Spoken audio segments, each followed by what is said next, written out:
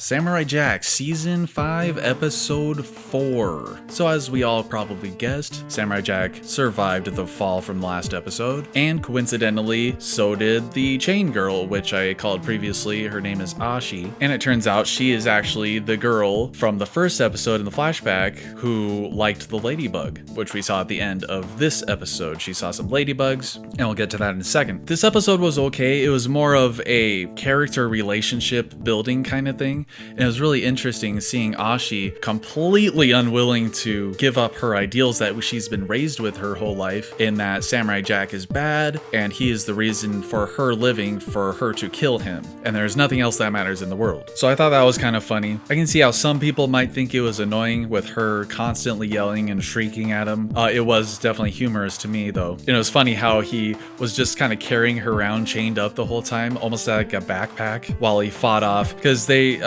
I forgot to mention, obviously, in the snow, there was this giant creature that basically swallowed them whole, and now they're inside this creature. This is no new thing for Samurai Jack. He's been inside creatures before, exploring around and trying to escape. So he's done this kind of thing before, and now he has her chained to his back, trying to escape while she's like headbutting him and like fighting him the whole way, while he's trying to like get them out of there. So yeah, this episode is definitely an episode dedicated to their character growth together, because there wasn't a whole lot else to it. They were just kind of wandering around trying to find a way out of this creature that had swallowed them, and her unwillingness to see him for more than her killing target. And of course the creature's design, and there were various creatures inside this giant monster, and of course their designs were really cool looking and obviously very Samurai Jack-ish. Everything looked great, the sound design was on par. There just wasn't a whole lot of progress physically in this. There was progress mentally, and I think this is especially true of Ashi, who at the end of the episode finally gave in. Like, she was just a brick wall the whole time, and then finally they made their way to this little island from the water, and there were ladybugs there, and she had a flashback of the lady witch whatever crushing the ladybug when Ashi was looking at it and liking the ladybug, and then she sees Samurai Jack right before she's about to stab him in the back. The ladybug lands on his hand and he like gently lets it fly away, kind of showing her his appreciation for life. Even though he has been hardened and lost a lot of his hope over time, he still hasn't lost his spirit and his goodness. So there's still that sparkle of hope inside him. So I'm definitely looking forward to where this goes. It's very interesting. I'm wondering if they're gonna be like this like dynamic duo kind of thing, or if she's still gonna kind of try to give him guff in the next episode, and then maybe over time she'll begin to see the error of her ways, or the ways in which she was raised. But that's kind of all I have to say about this episode. Not a whole lot happened, but I still really enjoyed it. I did like episode 2 and 3 the best so far. I thought those were just really awesome, really